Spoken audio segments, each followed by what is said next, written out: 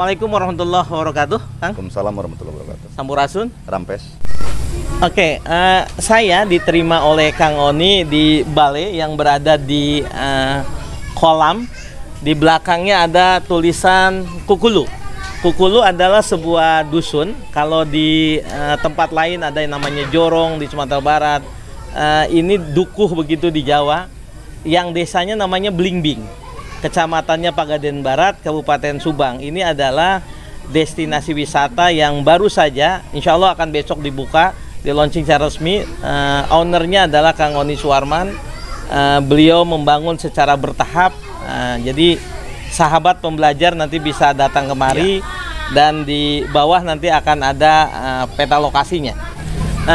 Baraya Nyemah, malam ini saya sempat datang ke namanya ini dusun atau daerah Kukulu ya, Kang? Ya.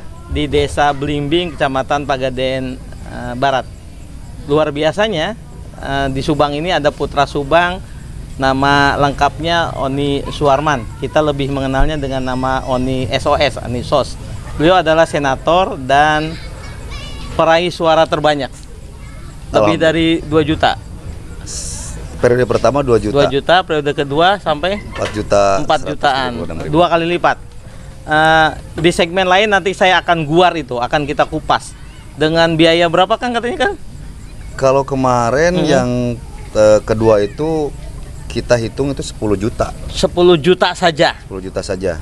Jadi kalau ada teman saya sebentar lagi doktor menulis buku politik berbiaya murah, tetapi itu teman-teman mahasiswa bilang itu teori. Nah, prakteknya ada di Kang Oni. Nanti kita buat segmen khusus yang tentu tidak santai, itu harus serius ya, Kang. Iya, iya. Nah, kita ini santai di tempat ini. Luar biasa, Kang Oni SOS ini, Kang Oni SOS atau Oni Suwarman, senator kita. Beliau baru saja membuka kesempatan atau peluang kerja bagi mungkin puluhan atau nanti ratusan pemuda desa di sini. Karena di kampungnya Kang Oni buka objek wisata, namanya apa, Kang? Namanya ONI Farm, Taman Anggur. ONI Farm. Ya. Taman jadi, anggur ya. Cuman supaya lebih hits gitu ya. Jadi saya selalu bilang kalau ini adalah wisata Taman Anggur. Taman ONI Anggur Farm. ya. Oke. Jadi di Taman Anggur ONI Farm inilah kita bertemu, dan saya janji dengan beliau dalam beberapa kesempatan saja. Semalam kita janjian, lalu kita bertemu sekarang, dan luar biasa. Saya sudah keliling ini di berbagai sudut, itu ada sentuhan etnis. Saya baca memang janji beliau di banyak kesempatan maju menjadi senator itu untuk memajukan kebudayaan. Amin, Apa konsep kebudayaan menurut Akang itu, Kang? Bagi saya kebudayaan adalah bagaimana kita menerapkan sistem kearifan lokal. Ciri sabumi cara sadesa. Jadi saya selalu merasakan bahwa cinta tanah air adalah bagian daripada iman. Lemah cair. Nah, untuk itu maka ketika saya sudah beranjak dewasa, saya merasa saya harus berbuat sesuatu untuk kampung halaman, untuk kedua orang tua saya. Makanya setelah saya berpikir berbagai macam usaha itu sebagai salah satu ikhtiar dari saya sudah saya lakukan. Dari mulai saya bikin peternakan lele, peternakan bebek, peternakan supa jerami, dan semuanya itu boleh dikatakan masih belum ada kepuasan bagi orang tua saya, boleh dikatakan gagal. Tetapi saya, Prof, izin, saya banyak belajar dari Prof. Apa itu belajar, Kang? Prof selalu bilang sama saya, gagal usaha itu biasa. Iya. Tapi terus berusaha itu luar biasa. Itu luar biasa, keren. Jadi saya terus berusaha, Prof. Bagaimana mewujudkan cita-cita saya untuk bisa mempersembahkan kepada kampung halaman sebagai tempat kelahiran saya, supaya bisa menjadi bermanfaat lah bagi diri saya dan bagi orang lain. Oke. Baraya, sebelum saya bertemu dengan Kang Oni, saya sempat bertemu dengan uaknya. Uwa itu adalah kakak laki-laki dari ibundanya, sama Emih juga saya tadi ketemu Emih Kang Oni, dan kakaknya Emih atau uwanya Kang Oni SOS ini bercerita bahwa talenta Kang Oni ini sudah kelihatan sejak kecil. Jadi sifat mudah berkenalan dengan orang, berani untuk berbuat tampil gitu kan. Ini sejak kecil terasakan. Bahkan Uwa kadang-kadang merasa malu katanya karena Kang Oni terlalu terengginas cepat gitu ya, terlalu berani. Betul. Luar biasa. Kang Oni ini dua bersaudara, salah seorang adiknya menjadi guru PNS, ya, menjadi PNS guru. Beliau lahir di desa ini dan luar biasa, sekolah SD di sini, SMP juga masih di Subang, kemudian SMKI ya Kang ya. Ya. Nah Kang, 2 periode masuk ke 7 tahun di senator ini. Ya. Apa yang Akang sebetulnya ini merasa belum dilakukan gitu sebagai senator?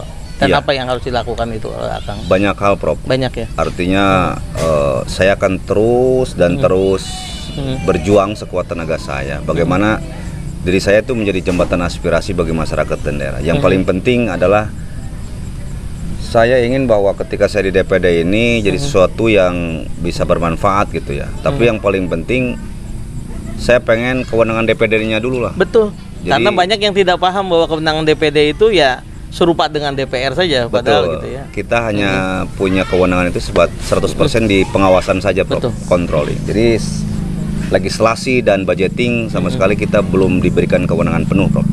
Begitu. Jadi itu yang ingin didorong. Yang ingin saya dorong itu bagaimana saya bisa membina dengan ya tentu ahli-ahli akademisi lah gitu kan. Ya seperti profesor ini dan juga seperti dan dari masyarakat lah, pandangan tokoh-tokoh masyarakat.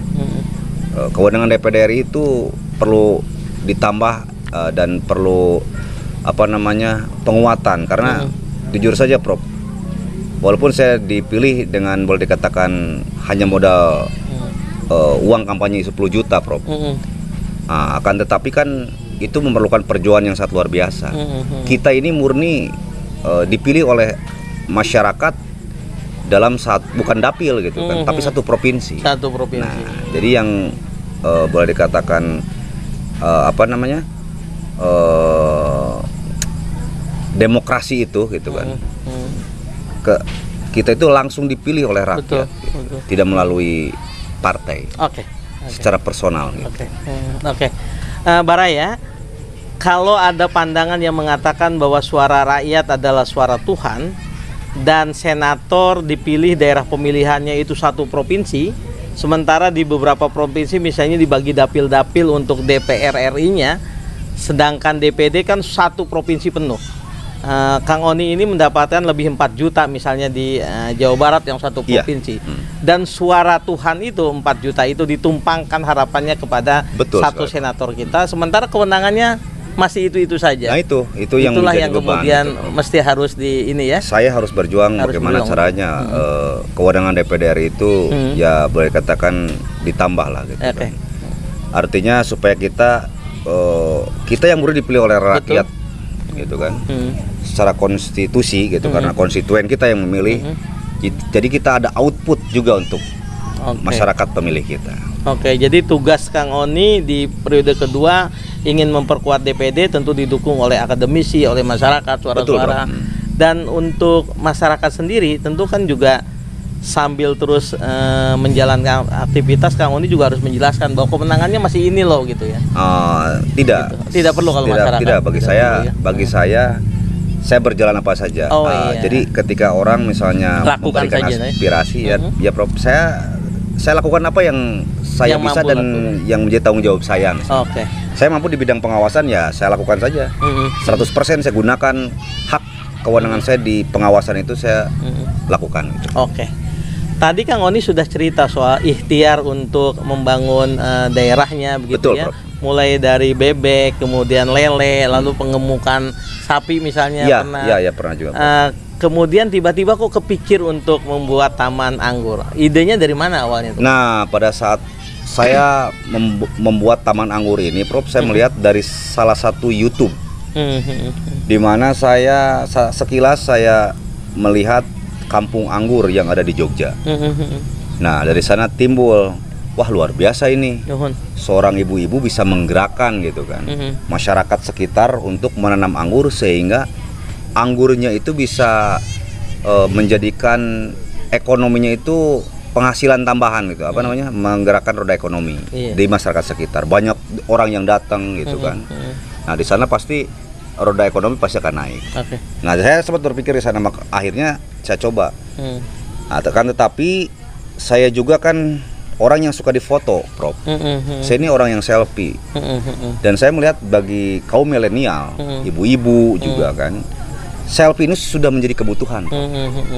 Jadi ketika kita berbicara soal apa namanya, wisata, bukan hanya saja melihat pemandangan yang indah, bukan hanya saja kita melihat atau berenang saja.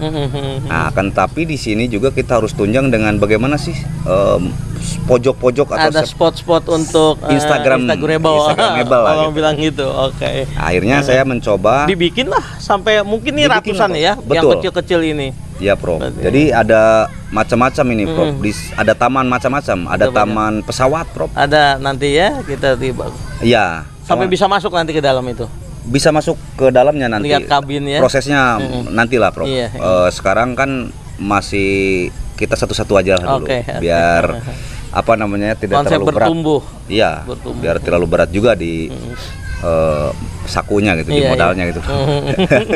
Jadi terus juga kita mau bikin itu sesuatu yang nggak ada di tempat lain gitu, kepengen kita gitu, ikhtiar kita seperti itu.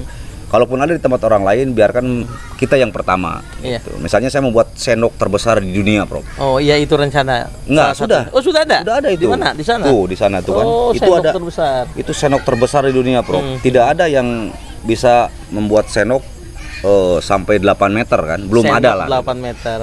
Materialnya apa tuh, Kang? Material itu dari fiberglass. Fiberglass tetap. Dari besi. Nah, jadi persatuan itulah, kesatuan fiberglass dan besi. Tapi paniti mau mual? Paniti belum. Nah, rencana paniti juga? Paniti juga saya lihat nanti kalau ada atau belum. Kayaknya belum ya. Belum ya. Kita coba nanti. Paniti pemirsa tahu ya? Paniti itu bahasa Indonesianya apa, Kang? Biting. Kalau di saya itu biting. Biting di sini. Kalau bahasa Indonesia paniti apa? Paniti itu apa ya bahasa Indonesianya? Yang suka dipasang untuk kabayan. Pernah ada Pak di Us-us. Ya Pak Us-us kabayan itu menggunakan apa namanya itu paniti bahasa Sundanya, dan saya pikir juga Kang Oni harus harus membuat itu. Ya, karena bagaimanapun Kang Oni itu kan generasi berikutnya kabayan setelah Pak Us-us, setelah Kang Ibing gitu kan. Ya betul, Prof. Insya Allah. Betul. Kang, ini yang menarik lagi, Kang. Akang kan di Subang. Kira-kira pesan penting apa yang ingin Akang sampaikan, terutama ke generasi muda? Ya. Apa tuh, Kang? Bagi teman-teman generasi muda, kalau kita ingin menjadi orang yang sukses, yang paling pertama adalah kita kerjakan dulu sesuatu hal yang mudah. Terus kita biasakan, kita rajin, insya Allah kalau sudah begitu sukses. Jadi pokoknya kerjakan sesuatu yang sederhana, yang mudah, yang disukai. Awali dengan sesuatu yang mudah. Kerjakan, yang rajin, yang kamu suka, itu, Bro. Seriusi. Insya Allah kamu akan menjadi orang yang sukses. Pesannya sederhana untuk generasi muda, tetapi sebetulnya tidak semudah untuk menjalankan, Kang. Betul, Bro. Karena rata-rata anak-anak mudah dia mudah tidak ulet begitu. Iya. Rata-rata. Karena bagi saya begini, Prof. Jadi hidup itu adalah perjuangan, usaha atau ikhtiar kewajiban, hasil Allah yang menentukan. Jadi saya selalu berpikir apapun yang terjadi, ketika orang bilang saya lele, wah gagal katanya. Saya mencoba untuk membangun dan membina teman-teman di Bebek gitu kan, gagal. Tapi bagi saya bukan gagal gitu kan. Tapi bagi saya akan terus berusaha saja.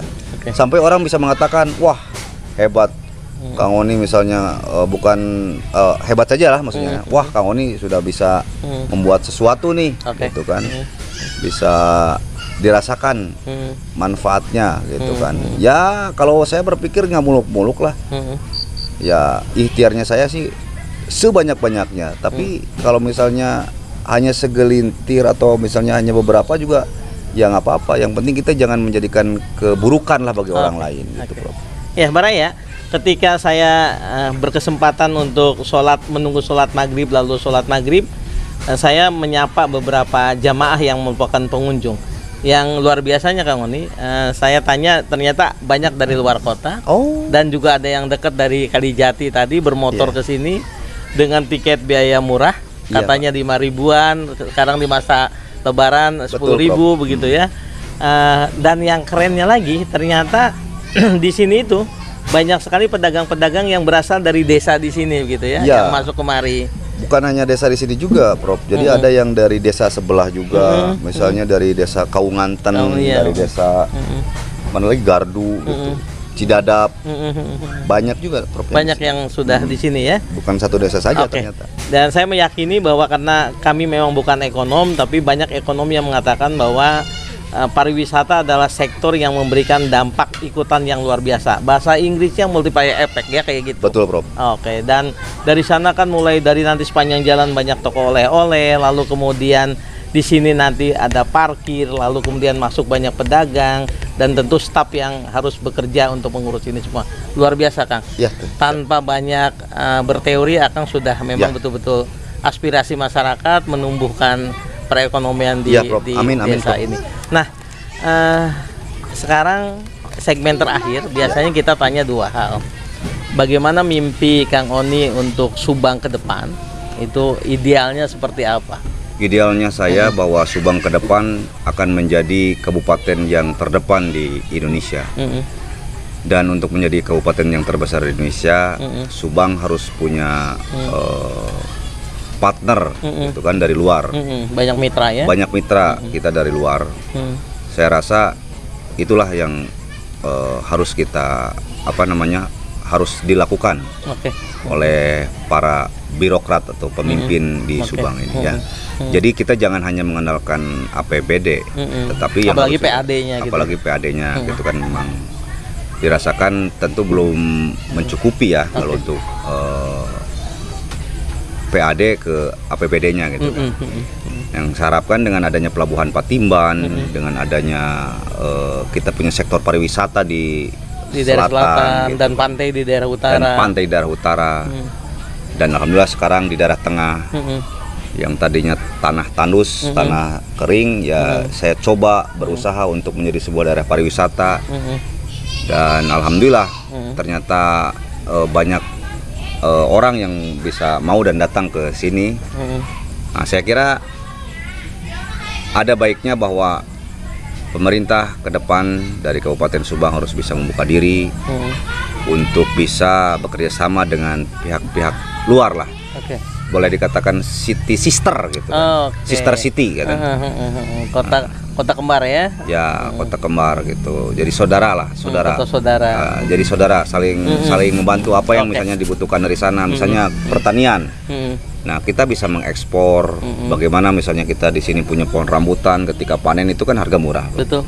Tapi bagaimana kalau misalnya kita punya sister city dengan Rusia misalnya kan, salah satu kota di Rusia misalnya dengan Petersburg gitu kan. Karena saya orang Hukulu, Prof, jadi bahasa Inggris saya suka agak bagus banget. Sama-sama, saya juga Pantai Utara begitu. Orang bilang Harvard, kalau Pak Prof Dan Ripanto Harvard, saya Harvard saja. Gitu, betul Pak. Mantap. Kita satu aliran gitu. Oke, Kang. Nah, seperti itu, Bro. Kang, luar biasa. Nah, Kang, ini terakhir sekali bahwa kita punya pertanyaan wajib. Idola atau mentor, siapa tokoh yang kemudian bisa mencetak Kang Oni seperti ini, dan mengapa tokoh itu yang dipilih?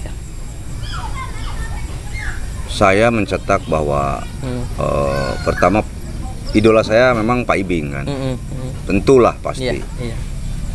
Jadi dan saya pun tidak tahu bahwa garis tangan saya kok saya bisa menjadi regenerasi menurut pandangan orang lain kan. Saya sendiri sebetulnya tidak saya mengagumi beliau, tapi tidak saya nikukurkeun maneh. Kalau misalnya saya adalah pengganti Pak Ibing, tidak. Reinkarnasi begitu. Reinkarnasi tidak sama sekali. Pandangan orang bahwa saya itu sebagai generasi penerus Pak Ibing.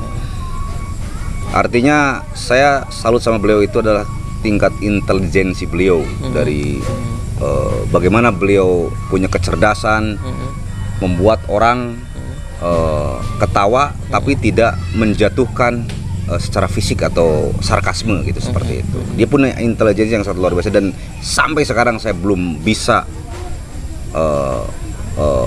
seperti beliau lah. Satu alma mater juga di Pati Ukur. Betul. Kang Ibung, beliau Rusia, Akang di saya sastra di budayanya. sastra budaya. Dokumentasi budaya. Oke, Gitu. jadi memang jebolan satu alma mater lah ya. Satu alma mater Fakultas Sastra. Fakultas Sastranya luar biasa.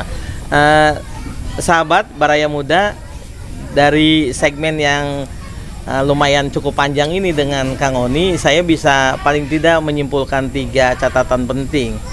Yang pertama bahwa bagi kita generasi muda, bagi Anda semua generasi muda, penting itu untuk melakukan apapun dari hal yang sederhana dulu. Lalu cintai pekerjaan itu dan seriusi. Itu catatan yang pertama. Yeah. Catatan yang kedua dari Kang Oni, tidak hanya lewat dialog ini, saya membaca juga beberapa pikiran dan pandangan beliau di tulisan-tulisan.